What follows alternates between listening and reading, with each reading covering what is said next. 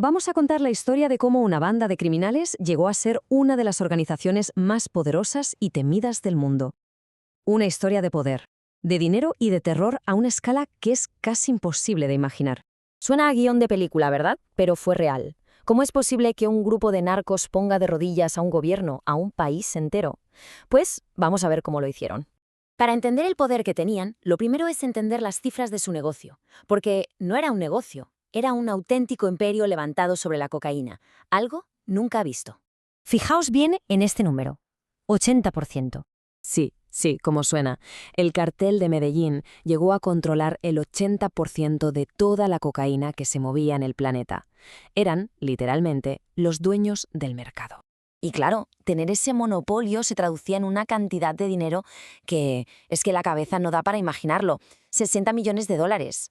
Pero lo más increíble no es la cifra, es la frecuencia. No hablamos de al año, ni al mes, no. Eran 60 millones cada día.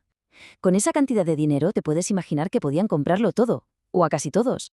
Pero ¿quiénes eran las caras detrás de este monstruo? Un imperio así no se crea solo. Hacían falta unos arquitectos. Y estos eran los principales. La cúpula era una especie de Dream Team del crimen. A la cabeza, Pablo Escobar. El cerebro, tan carismático como brutal. Luego, los hermanos Ochoa, que ponían las conexiones con la élite y la clase alta. Carlos Leder, el visionario que montó las rutas para inundar el mundo con droga. Y Gonzalo Rodríguez Gacha, el mexicano, que era básicamente el brazo armado, la fuerza bruta.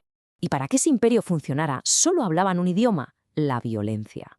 Pero cuidado, no era solo una herramienta más, era su sello, su firma personal. Así empezó su reinado del terror.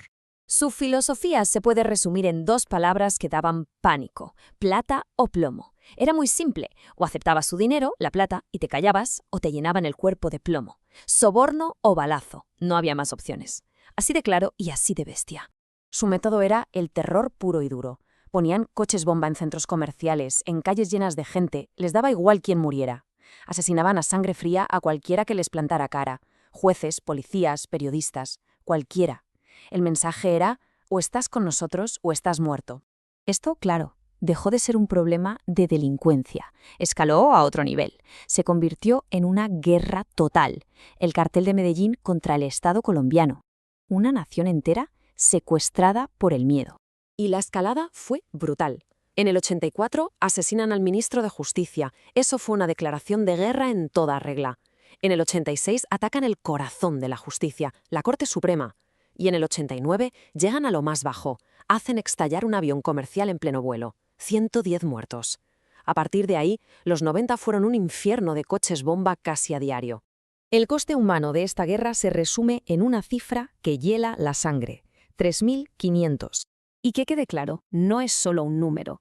Son 3.500 vidas. Jueces, políticos, periodistas, policías, gente que fue asesinada por hacer su trabajo, por no dejarse comprar. Fue el precio que pagaron por ser honestos.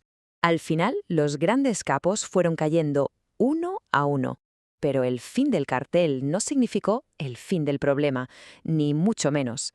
El daño ya estaba hecho, y las cicatrices que dejó en Colombia siguen ahí, muy profundas. El legado fue terrible. Una generación de jóvenes perdida en la violencia. Una corrupción que se metió hasta el tuétano de la política y la policía. La imagen internacional del país destrozada durante décadas. Y lo más importante, el trauma de miles y miles de familias que jamás se recuperaron. Y después de ver todo esto, queda una pregunta en el aire. ¿La historia del cartel de Medellín es solo eso, historia pasada?